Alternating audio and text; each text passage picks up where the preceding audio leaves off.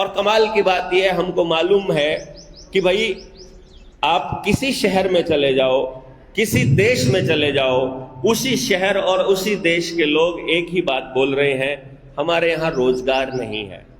गांव में गांव का आदमी बोल रहा है, शाहबाद चले जाओ यहाँ का पुश्तैनी आदमी बोल रहा है यहाँ भी रोजगार नहीं है। आगे चले जाओगे यानी हमको रोजगार मिल रहा है शाहबाद में, शाहबाद के आदमी को रोजगार नहीं मिल रहा है शाहबाद में। फिर वो जा रहा है चंडीगढ़ में, फिर चंडीगढ़ वाला बोल रहा है चंडीगढ़ में रोजगार नहीं है, वो जा रहा है फिर बाहर विदेश में।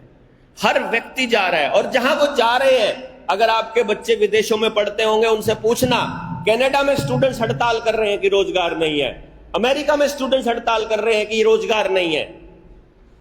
अगर उनके लिए रोजगार नहीं है तो हमारे वालों के लिए क्या है? हमारे वालों के लिए है मजदूरी ओनली, केवल मजदूरी। क्या हो गया कोई आदमी जाकर के 100 में से एक बिजनेसमैन बन जाएगा?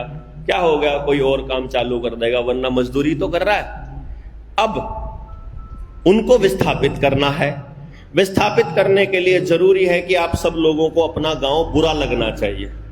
बुरा कब लगेगा आपका गांव? जब आपके गांव में खूब सारे झगड़े होंगे, जब आपके परिवार में प्रेम प्यार नहीं होगा, जब आपके गांव में रोजगार का साधन नहीं होगा, तो आपको अपना ही गांव बुरा लगने लग जाएगा और आप खुद गांव से भागने की तैयारी कर लोगे। क्यों जी? 3 काम करने हैं।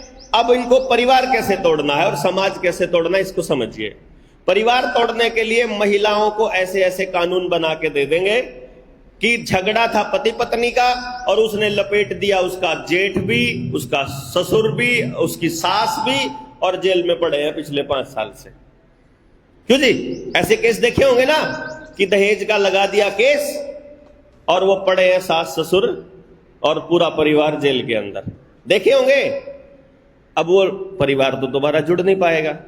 फिर समाज को तोड़ने के लिए इन्होंने 2 गेम खेले, एक मनरेगा और एक SC/ST एक्ट। मनरेगा का क्या काम था कि किसान को जब फसल काटने के लिए और अगली फसल बोने के लिए जिस वक्त मजदूर की जरूरत है, उसी वक्त मजदूर को मनरेगा में भेज देंगे, और जितनी दिहाड़ी किसान दे रहा है उससे ज्यादा मनरेगा में कर देंगे।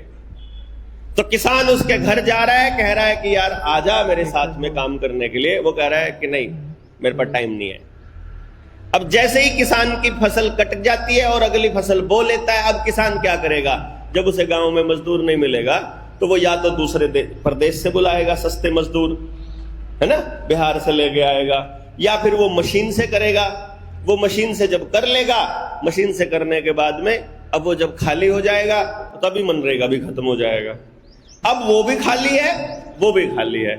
अब जो वो खाली है उसे काम, वो जाएगा काम मांगने, तब वो कहेगा जब मैं गया तब तेरे पास टाइम नहीं था, अब तू आया यहाँ पर, चल हमने तो अपना ट्रैक्टर के साथ कंबाइन के साथ अपना काम कर लिया। अब उनके बीच में खाई बढ़नी स्टार्ट होएगी। अब इनके बीच में खाई बढ़ेगी तो फिर आ जाएगा SC/ST एक्ट। राजनीति करने वाले लोग SC समाज को भड़काएंगे कि तुम्हारा शोषण किया है इन लोगों ने इतने सालों तक, वो राजनीति करने वाले लोग, और उनको लगेगा सच्ची में ऐसा हुआ है। और हमारे बीच में से कोई ऐसा व्यक्ति जिसकी पुरानी खुन्नस होगी, वो गांव में किसी ना किसी के ऊपर SC/ST एक्ट का मुकदमा कर देगा। एक मुकदमा बहुत है पूरे समाज में, पूरे समाज को तोड़ने के लिए। मिर्चपुर में यह कांड हुआ, हिसार में हुआ, शायद आपके गांव में भी ऐसा कोई केस हुआ होगा। मतलब ये लगभग हर गांव में, मेरे गांव में भी हुआ पड़ा है, ये हर गांव में हो गया। अब समाज बट गया 2 धड़ों में। जब समाज ही बट गया, परिवार ही बट गया, जब हम खुद कमजोर हो गए, अब कैसे इकट्ठे होकर लड़ेंगे? अब आपको एक एक करके लपेटा जाएगा।